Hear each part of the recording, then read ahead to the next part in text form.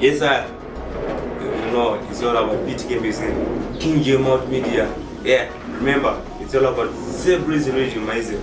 Sakanyeri kuti uti Breezy riddim Buddha saka all the way from South Africa around Zimbabwe. Nas kunoshuta Breezy medley.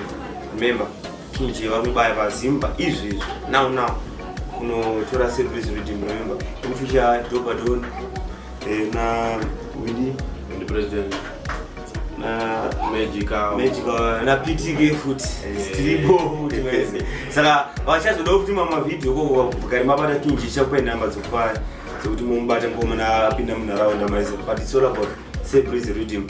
Yeah, ndochikupisa pa town this King J vakuya pa Zimbabwe. Inini manje next week ndinakazara kuti ndichimo PTK ndiko hapana maize still yeah man kana usina kupinda mino tuchaita sei